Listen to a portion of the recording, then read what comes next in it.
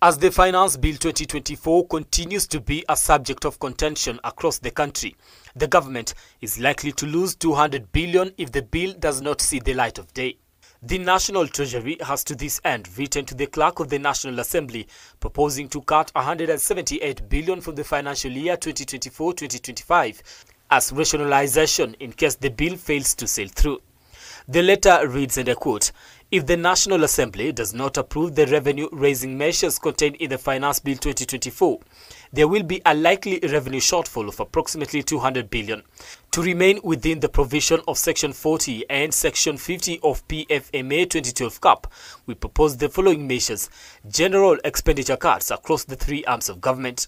In his letter, CS Njuguna Ndung'u listed 45 offices contained in the Executive, Judiciary and Parliament that will be affected by the cuts. In the list, the Presidency will lose 451 million, State House another 500 million for all operations, while the Interior Ministry faces 2 billion cut on its security operations, and the Defence counterpart to operate without 7.7 billion for security operations and modernization. Road projects currently ongoing will see a slashing of a whopping 15.1 billion. TVETs and TTIs will lose 800 million, while infrastructure for schools and school feeding programs 1.6 billion and 1.8 billion respectively. JSS teachers will get hit by 18.9 billion. Cash transfers of 5.5 billion will be lost, and Constituency Development 5, which is NGCDF, will lose 15 billion. Medical interns who recently negotiated for a package after months on the streets will lose part of their negotiated packs by 3.7 billion if the bill fails, as medical equipment services lose 1 billion and GAF will lose 1.5 billion. Other key losers in Professor Ndung'u's list are the last mile connectivity that will be forced to contend with 14.5 billion. Fertilizer subsidy will lose 5 billion, sugar reforms will get 2.7 billion, and street lighting 4.7 billion. The CS also noted that should the Finance Bill 2024 be approved as proposed, the National Assembly can proceed with considering the appropriations bill. It is a letter that has elicited debate in the National Assembly. First and foremost is to call the CS to order. To order from your chair.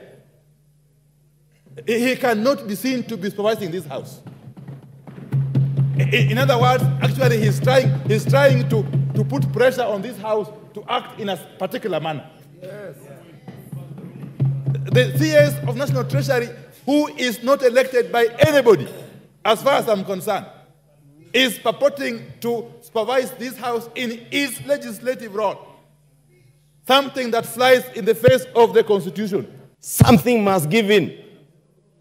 If we reduce taxes that are proposed to be the revenue-raising measures to finance the budget that we have adopted, then we must find a way of either reducing expenditure, the expenditure side, because if you don't do so, what you will do is increase the fiscal deficit. It is this House, Honorable Speaker, and I was hoping the Honorable Njuguna Ndung'u had pointed to it, and I see he hadn't, that we passed a debt ceiling in this House